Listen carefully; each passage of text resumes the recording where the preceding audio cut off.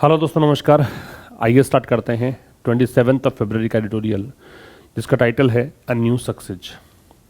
ये एडिटोरियल आपको मिलेगा कल वाले न्यूज़पेपर में। इसका मतलब क्या हुआ? एक नई सफलता, जिसमें ए है वो डिटर्मिनर हुआ, न्यू है वो एडजेक्टिव है, सक्सेस है वो नाउन है। ये नाउन है, ये एडजेक्टिव है और ये डिटर्मिनर है। तो किसी भी सेंटेंस का स्ट्रक्चर आप देखोगे तो सबसे पहली पोजीशन डिटर्मिनर की होती है। उसके बाद अगर आवश्यक हो तो एडवर्ब लगाते हैं, फिर एडजेक्टिव लगाते हैं, फिर नाउन लगाते हैं। किसको लेकर लिखा गया है? On collaboration in space programmes. Collaboration का मतलब होता है सहयोग, वर्किंग टुगेदर, साथ में काम करना। तो यहाँ पे काम बात की गई है स्पेस प्रोग्राम्स में कोलैबोरेशन की। जो स्पेस कार्यक्रम है, अंतरिक्ष प्रोग्राम है, कार्यक्रम है, उनमें सहयोग की। तो ये टेक्नोलॉजी आधारित एक आर्टिकल दिया है आपको। Space is an area that necessitates expensive collaboration. Space की वर्ब है वो इज है। स्पेस है क्या? एक क्षेत्र। दैट, अब ये दैट किसके लिए आ रहा है? इस क्षेत्र के लिए। ये कौन सा क्षेत्र है जो नेसेसिटेट करता है? नेसेसिटेट का मतलब होता है मेक नेसेसरी। क्या मतलब है? Make necessary. तो ये एक ऐसा क्षेत्र है जो आवश्यक बनाता है किसको? एक्सपेंसिव कोलैबोरेशन को। ये एक्सपेंसिव की स्पेलिंग ध्यान से देखिए, ए दे रखा है इसमें, तो इसका मतलब है एक्सटेंसिव, विस्तृत, परवेसिव भी कह सकते हो, व्यापक। एक एक्सपेंसिव होता है वो ई आता है उसमें, उसका मतलब महंगा होता है, EXPE, उसका मतलब होता है महंगा। ये है व्यापक। और कोलैबोरेशन का मतलब सहयोग है। तो स्पेस एक ऐसा क्षेत्र है जिसमें बड़े स्तर के सहयोग की आवश्यकता होती है। ये वो क्षेत्र है जिसमें आवश्यकता होती है एक्सपेंसिव कोलैबोरेशन की। एक्सपेंसिव यहाँ पे एडजेक्टिव है, कोलैबोरेशन यहाँ पे नाउन है। नेसेसिटेट्स है जो वो वर्ब है। दैट यहाँ रिलेटिव प्रोनाउन है। अपने एंटेसिडेंट एरिया को कनेक्ट कर रहा है, एरिया यहाँ पे नाउन होगा। ये आपका डिटर्मिनर होगा, ठीक है। इज है वो वर्ब है और स्पेस है वो नाउन है, ठीक। ये आपका नाउन हो गया और ये आपका एडजेक्टिव हो गया। अब देखिए इसको पढ़ें विस्तार से। उससे पहले बता दूं कि जो मैं पढ़ा रहा हूं ये वाला, इसका screen PDF along with vocabulary आप प्राप्त कर पाएंगे टेलीग्राम चैनल आशीष क्लासेस से। तो आशीष क्लासेस के नाम से ही टेलीग्राम चैनल है। इसका लिंक आपको डिस्क्रिप्शन में दिया है। इसी के नाम से आपको मिलेगा एंड्रॉयड एप्लीकेशन। iOS यूजर्स भी इस एप्लीकेशन के थ्रू कोर्सेज बाई कर सकते हैं। उस एप्लीकेशन पे आप जाके देखिए। फिलहाल एक कोर्स चल रहा है SSC और CDS के विद्यार्थियों के लिए, जिसमें नाउन हम कंप्लीट कर चुके हैं, प्रोनाउन क्लासेस चल रही हैं, वोकैब साथ में चल रही हैं, ठीक है। तो इसमें कॉम्प्रिहेंशन भी आपको मिलेगा, वोकैब भी मिलेगी और ग्रामर भी मिलेगी। तो सारा मतलब एक SSC के विद्यार्थी के लिए संपूर्ण कोर्स ही चल रहा है। 19 क्लासेस वहाँ पे हो चुकी हैं। क्लास नंबर 20 आज आपकी क्लास होनी है यहाँ पे। और एक RAS के विद्यार्थियों के लिए कोर्स दिया गया है, जो कि RAS मेंस दे रहे हैं इस बार, या फिर RAS की तैयारी करना स्टार्ट किया है, तो उनके लिए भी यहाँ पे एक कोर्स डिज़ाइन किया गया है। तो ये भी आप बाई कर सकते हैं, ठीक है। तब पढ़ते हैं, चलिए इसको विस्तार से क्या कहना चाह रहे हैं। Moon landings are picking up pace. Moon landings का मतलब है जो भी अंतरिक्ष यान है जो मून पर उतार रहे, चंद्रयान 3 जैसे अभी हाल फिलहाल था, ठीक है। ऐसे ही रशिया का लूना चर्चा में आया था। तो ये सब क्या है? मून लैंडिंग्स करने की बात। तो मून लैंडिंग्स का मतलब है मून पर लैंड करना। अब ये मून लैंडिंग्स जो है पिकिंग अप पेस, मतलब ये गति पकड़ रही हैं। मून लैंडिंग्स की वर्ब है आर पिकिंग अप, ये प्रेजेंट कंटिन्यूअस टेंस है। पेस है वो यहाँ पे ऑब्जेक्ट हो जाएगा। For the second time in history, इतिहास में दूसरी बार ये गति पकड़ रही हैं। But now with more countries, लेकिन इस बार जो है, दूसरी बार जब हुआ है तो इस बार ज़्यादा देश हैं। And novel definitions of success, और नई परिभाषाएं हैं ऑफ सक्सेस, सफलता की। इन द मिक्स का मतलब इस मिश्रण के अंदर।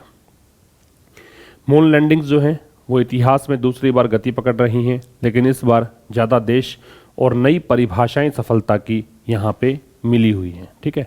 तो यहाँ नई परिभाषाएं हैं सफलता की और काफ़ी सारे देश आ गए हैं। जब इतिहास में पहली बार ऐसा हुआ था तब ऐसा नहीं था, ये मतलब है इसका। तो मून लैंडिंग्स की वर्ब आर पिकिंग अप है, जो कि प्रेजेंट कंटिन्यूअस मैंने कहा, बट यहाँ कंजंक्शन हो गया है। नाउ है वो एडवर्ब ऑफ टाइम है, टाइम बताने के लिए आता है।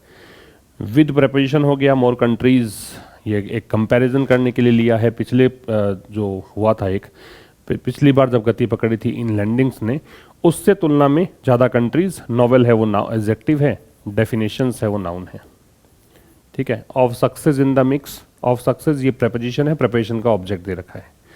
आगे कह रहा है कि Chandrayaan 3 soft landing confirm that.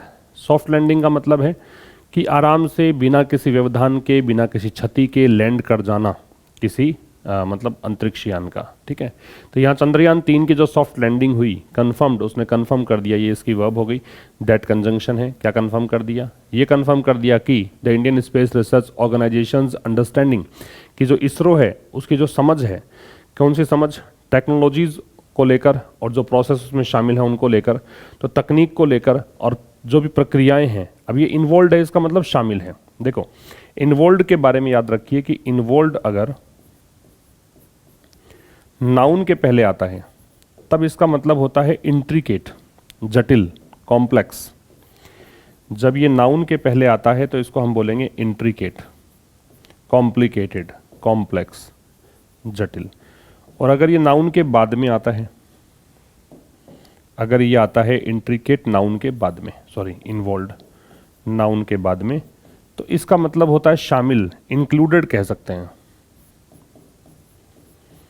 तो यहां चूंकि नाउन के बाद में है तो इसका मतलब शामिल कहेंगे, पहले आ जाता है तो उसको बोलते हैं इंट्रिकेट। ठीक है, तो ये क्या कहना चाह रहे हैं कि यहाँ पे जो चंद्रयान 3 की जो सॉफ्ट लैंडिंग है उसने कंफर्म किया है कि इसरो की जो अंडरस्टैंडिंग है किसको लेकर, तकनीक को लेकर और जो प्रोसेसेस शामिल होते हैं उनको लेकर, एंड द चॉइसेज, और दूसरी बात जो चॉइसेज, जो विकल्प इसने चुने हैं, इट आ रहा है इसरो के लिए, इसकी वर्ब दे रखी है आपको मेड।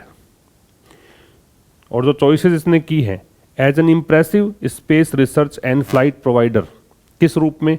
एक प्रभावी स्पेस रिसर्च मतलब अंतरिक्ष अनुसंधान, और फ्लाइट प्रोवाइडर का मतलब जो उड़ान, मतलब जो फ्लाइट को प्रोवाइड करने वाले हैं कंपनी जो भी हैं, उस रूप में इमर्जिंग फ्रॉम, इमर्ज का मतलब उभरना होता है, किससे? Colonial shadows. कॉलोनियल हो गया उपनिवेश से संबंधित, शेडोज का मतलब वैसे छाया होती है, लेकिन यहाँ पे प्रभाव मानिए।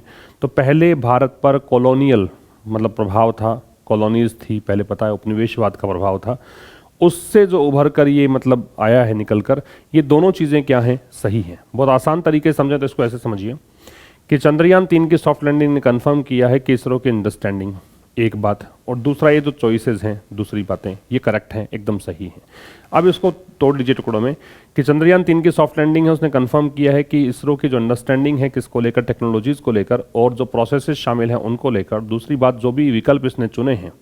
अब ये डैश लगा के बताया है कि एक इम्प्रेसिव स्पेस रिसर्च के रूप में और फ्लाइट प्रोवाइडर के रूप में, जो कि कॉलोनियल शेडोज से बाहर निकल कर आया है। ठीक है, ये करेक्ट है, एकदम सही है, करेक्ट एडजेक्टिव है। आर यहाँ पे लिंकिंग वर्ब का काम करेगी। ठीक है, जब कोई सब्जेक्ट और कॉम्प्लीमेंट को जोड़ने के लिए कोई क्रिया लगाते हो तो उसको लिंकिंग वर्ब बोलते हैं। तो सब्जेक्ट तो यहाँ पे अंडरस्टैंडिंग और चॉइसेस हो गई हैं और इसको जोड़ रहे हैं करेक्ट से, मतलब ये कॉम्प्लीमेंट है। आर यहाँ लिंकिंग वर्ब होगा। As an impressive speech, as का मतलब है के रूप में, एज एक एडवर्ब और प्रेपोजिशन हो सकता है। इसके बाद अगर आपको दे रखा है नाउन सीधा तो ये प्रेपोजिशन के रूप में काम करता है। और एन है वो डिटर्मिनर है, इम्प्रेसिव एडजेक्टिव है, स्पेस रिसर्च है वो कंपाउंड नाउन है जिसमें स्पेस भी नाउन है और रिसर्च भी नाउन है। तो जब एक से अधिक नाउन दे रखी होती है किसी भी एक टर्म में, उसको हम नाम देते हैं कंपाउंड नाउन। ठीक है, इसका स्क्रीनशॉट ले सकते हैं। फिर कह रहा है सिमिलरली, ठीक इसी तरीके से, ये आपका एडवर्ब है। ठीक है, एडवर्ब किसी सेंटेंस को ओपन कर सकता है, सेंटेंस का स्टार्ट कर सकता है। तो इसी तरीके से the failure of the Luna 25 mission, जो लूना 25 मिशन है इसकी जो असफलता है, अभी से असफलता के लिए वर्ब दे रखी है वुड हैव टॉट, इसने सिखाया होगा, ये संभावना बता रहा है। ठीक है, वुड हैव टॉट है, इसने सिखाया होगा। रशियाज रोस कॉस्मोस, रशिया का जो रोस कॉस्मोस है उसको समथिंग अबाउट, कुछ किस बारे में, about what it got wrong, कि क्या उससे गलती हुई है। इट की वर्ब आ गई गॉट। पर्टिकुलरली विशेष करके एज अ स्पेस एजेंसी, एक स्पेस एजेंसी के रूप में, हुज रेपुटेशन, जिसकी जो प्रतिष्ठा है। अब ये इस स्पेस एजेंसी के लिए हुज आ रहा है, पजेसिव एडजेक्टिव होता है, रेपुटेशन है वो नाउन है। Is on the when, on the when का मतलब है डिक्रीजिंग, जिसकी प्रतिष्ठा जो है वो क्या कर रही है, गिर रही है, डिक्रीज हो रही है, लेसन हो रही है, लेसनिंग कह सकते हो। आफ्टर स्पेक्टेकुलर हाइज, स्पेक्टेकुलर का मतलब शानदार होता है, अद्भुत होता है, तो इसको आप स्टनिंग कह सकते हो। स्पेक्टेकुलर एडजेक्टिव है, इसका मतलब है शानदार या अद्भुत। हाइज का मतलब काफी ऊंचाइयां छूने के बाद। इसी तरीके से जो लूना 25 मिशन की असफलता है, उसने रशिया के रोसकॉस्मोस जो है उसको, अभी एक एजेंसी है, ठीक है, इसको सिखाया होगा किस बारे में, कि कहाँ इससे गलती हुई है, विशेष करके एक स्पेस एजेंसी जिसकी प्रतिष्ठा काफ़ी ज़्यादा शानदार उपलब्धियों के बाद में गिर रही है, ये मतलब है। ऑन द वैन जो है फ्रेज है। फ्रेज वो होता है जिसके अंदर ग्रुप ऑफ वर्ड्स आपको देखने को मिले, शब्दों का समूह देखने को मिले, जिसके अंदर देखिए ऑन है एक शब्द, एक द है, एक वेन है, ये सारे शब्द आपको ग्रुप में दे रखे हैं, तो ये एक फ्रेज हो गया। आफ्टर है वो प्रेपोजिशन का काम कर रहा है यहाँ पे। स्पेक्टिकुलर है ये आपका एडजेक्टिव हुआ, हाइज है वो नाउन है, ठीक। ऑन February 22, जब आप पर्टिकुलरली कोई डे या डेट की बात करते हो, जैसे 22 फरवरी की हम बात कर रहे हैं, तो यहाँ पे ऑन का प्रयोग है। तो 22 फरवरी को US बेस्ड इंट्यूटिव मशीन्स, अब ये IM एक कंपनी का नाम है, ठीक है, बिकेम ये बनी द फर्स्ट प्राइवेट कंपनी, पहली एक private company to soft land robotic craft, जिसने सॉफ्ट लैंड करवाया एक रोबोटिक क्राफ्ट को, एक ऐसे यान को जो कि रोबोट जिसमें थे, है ना, मतलब रोबोटिक क्राफ्ट को ऑन द मून, चंद्रमा की सतह पर। मून से पहले दे लगाना ही है, ये वो सेलेस्टियल बॉडीज़ जो कि ब्रह्मांड में एक ही हो, उससे पहले हम दे लगाते हैं, सेलेस्टियल बॉडी पहले दे लगाते हैं, ठीक है, तो मून के पहले दे लगेगा। ऑन February 22 कैसे हुआ बताया था मैंने आपको कि पर्टिकुलर डे या डेट हो, तो यहाँ पे पर्टिकुलर डेट दे रखी है आपको February 22, और ये डेट लिखने का तरीका समझिए, पहले मंथ का नेम आता है, उसके बाद डेट लिखी जाती है, तो पहले फरवरी है, उसके बाद 22 है, तो February 22 से पहले ऑन आ गया। US based intuitive machine, IM company का नाम है, इसकी verb became, become the first private company, क्या करने के लिए, टू सॉफ्ट लैंड करवाने के लिए पहली प्राइवेट कंपनी बनी जिसने सॉफ्ट लैंड कराया एक रोबोटिक क्राफ्ट को, कहाँ पर, मून पर। इसका स्क्रीनशॉट ले सकते हैं आप। नेक्स्ट देखिए, the success of many space service providers in the US is rooted in, ये जो रूट इन है इसका मतलब होता है एंट्रेंस्ड, या फिर इसे कहेंगे स्टैब्लिश्ड, निहित होना, स्टैब्लिश्ड, ठीक है, निहित होना, काफी ज्यादा अच्छे मजबूती से जकड़े हुए होना, फिक्स होना, ये होता है, फिक्स्ड इन भी कह सकते हो। जो सक्सेस है किसकी, अनेकों स्पेस सर्विस प्रोवाइडर्स की, यूएस में जो भी स्पेस सर्विस प्रोवाइडर्स हैं, है ना, उनकी जो सफलता है वो सफलता निहित है किसमें, क्रूशियल सपोर्ट फ्रॉम नासा, कि उनको बहुत महत्वपूर्ण या बहुत बड़ा सहयोग मिलता है नासा से।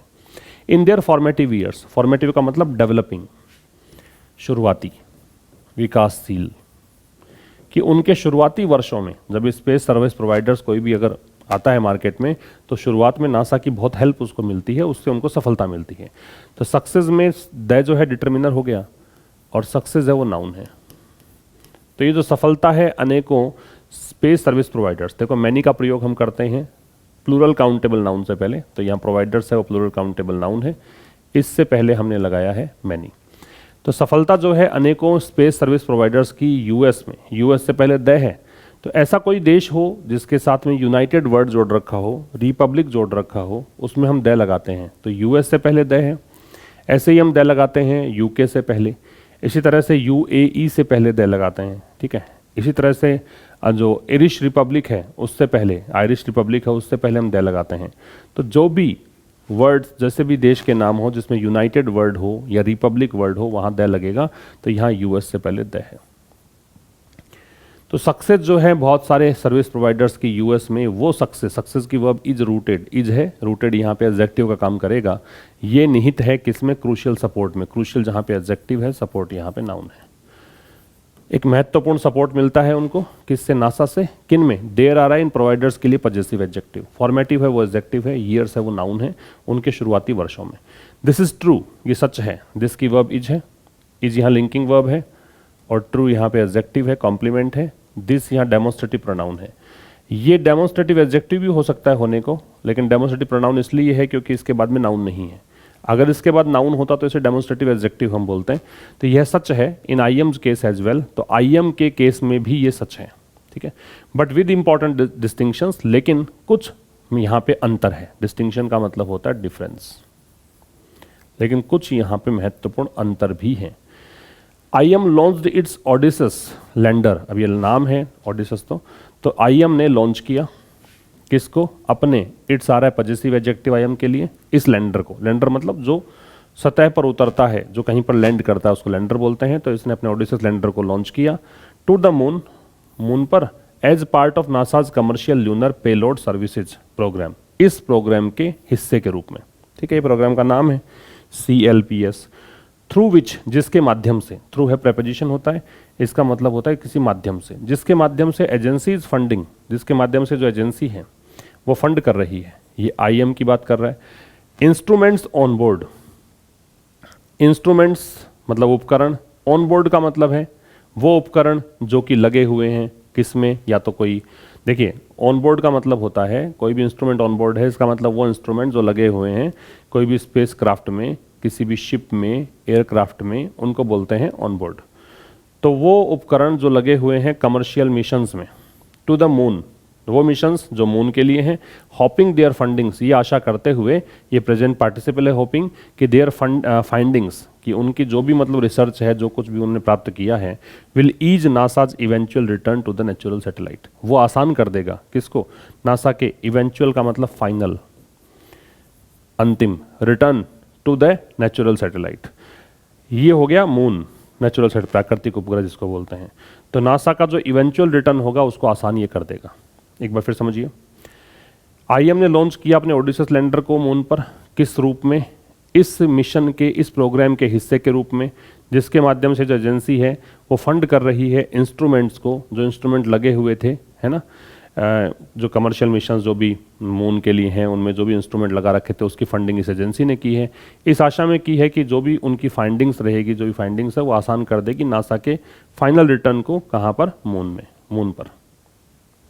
ठीक, ये स्पेस टेक्नोलॉजी वाला आर्टिकल थोड़ा सा आपको अजीब भी लग सकता है, लेकिन जब इस तरह के आर्टिकल आप पढ़ना स्टार्ट कर देंगे तो फिर आपको ये चीज़ें आसान लगने लग जाएंगी।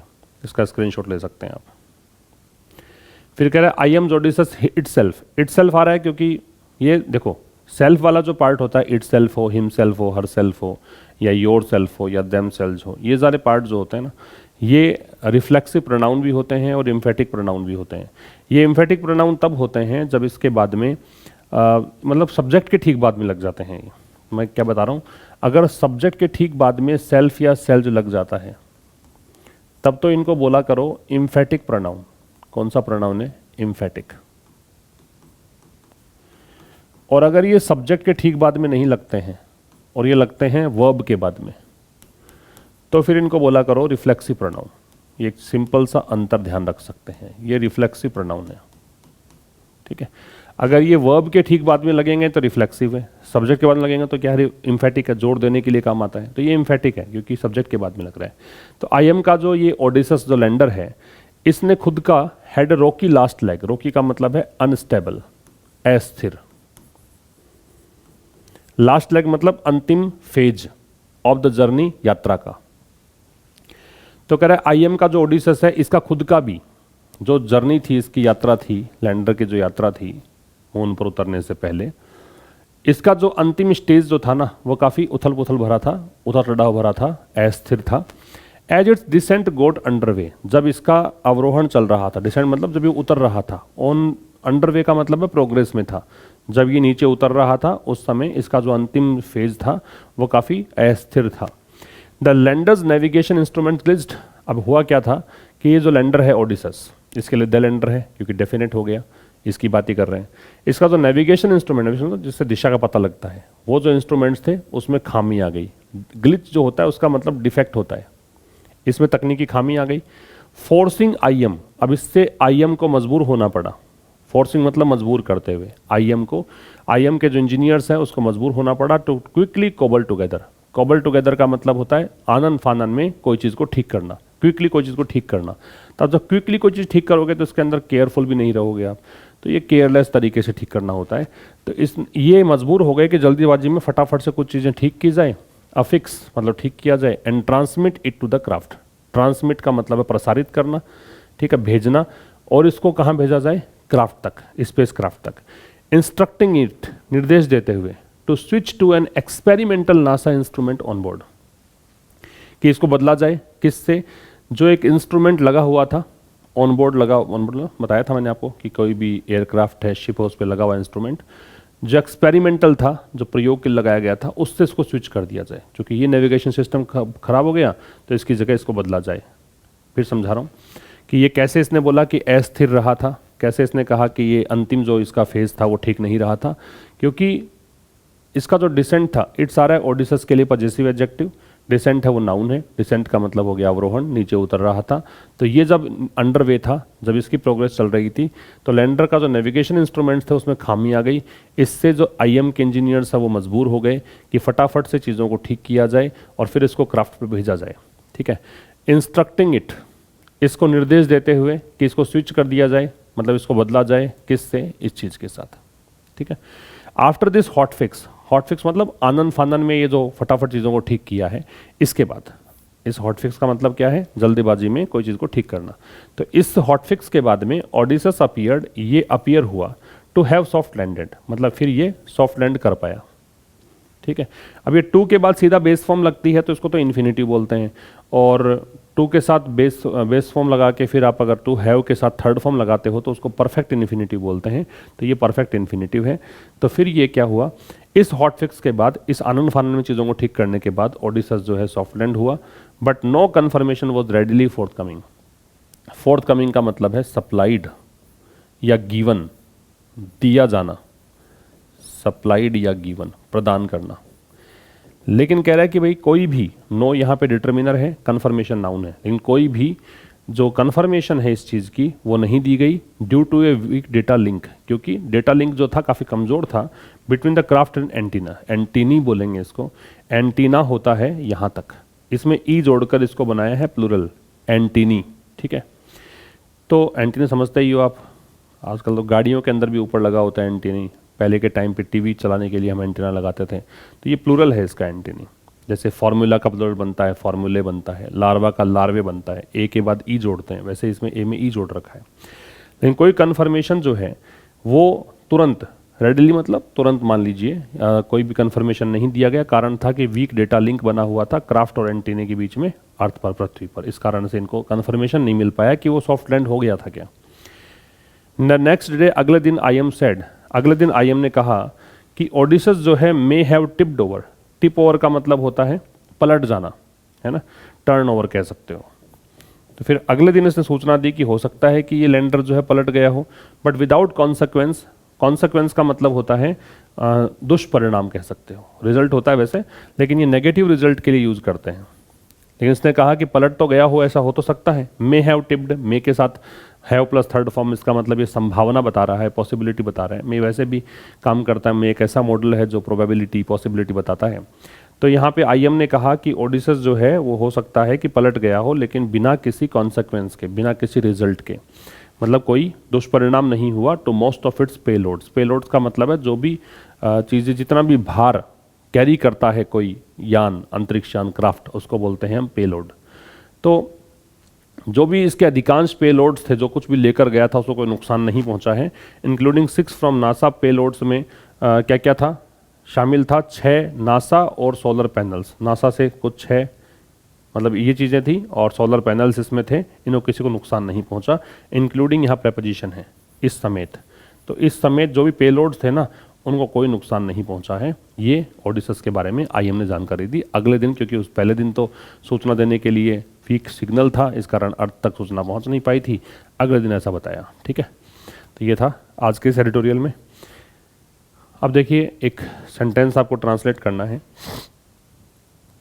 क्या कह रहा है, सहकारी क्षेत्र को मजबूती देने एवं छोटे किसान सशक्त बनाने के लिए। देखिए, ये जो पूरी चीज़ दे रखी है ना, ये उद्देश्य है ऐसा करने के लिए, ये तो उद्देश्य है। प्रधानमंत्री कंप्यूटरीकरण योजना का भी उद्घाटन करेंगे, ये सब्जेक्ट है। द प्राइम मिनिस्टर, चूंकि नाम तो है नहीं इसमें तो द लगेगा, द प्राइम मिनिस्टर उद्घाटन करेंगे। तो विल इनोग्रेट, ये फ्यूचर सिंपल में जाएगा। विल इनोग्रेट, किसका उद्घाटन करेंगे, कंप्यूटराइजेशन स्कीम, कंप्यूटराइजेशन स्कीम। भी कह रहा है तो भी के लिए आप लगा दो यहाँ पे टू। अगर ऑल्सो लगाना चाहते हो तो विल ऑल्सो इनोग्रेट ऐसा करना पड़ेगा। ऑल्सो का प्रयोग तो मैनुअल से पहले होगा फिर, और टू लगाते हो तो जिसके पर स्ट्रेस है उसी पर टू लगाओ। तो ये योजना का भी, तो इस योजना के बाद टू लगा दिया। किसके लिए, फॉर या टू। टू के साथ बेस फॉर्म लगाओगे तो वो भी इन्फिनिटिव भी आपको बताता है कि उद्देश्य क्या है, या फिर आप लगाओ फॉर के साथ आईएनजी। तो टू सहकारी क्षेत्र को मजबूती देने के लिए, मजबूती देने को बोलते हैं strengthen, to strengthen the cooperative sector, the cooperative sector and, और क्या है, छोटे किसानों को सशक्त बनाने के लिए, सशक्त बनाना, एम्पावर करना, एंड एम्पावर छोटे किसान, स्मॉल फार्मर्स। तो देखो ऐसे चीज़ों को समझते हुए करोगे तो चीज़ें आसान भी रहेंगी, गलती करने की संभावना ना के बराबर रहेगी। पहले सब्जेक्ट, फिर वर्ब, फिर ऑब्जेक्ट, ऐसे स्ट्रक्चर थोड़ा सा याद रखिए आप। अब देखो दे रखा है यहाँ पे the prime minister will also, ये ऑल्सो लगाया है तो मैंने कहा था इनॉग्रेट से पहले लगा दीजिए। इस स्कीम का किस लिए, स्ट्रेंथन करने के लिए, किसको, कोऑपरेटिव सेक्टर को सशक्त बनाने के लिए, किसको, स्मॉल फार्मर्स को। तो ये हो गया आज के इस एडिटोरियल में। मुलाकात होगी अब कल एक नए सेशन के साथ, तब तक के लिए नमस्कार, थैंक यू वेरी मच।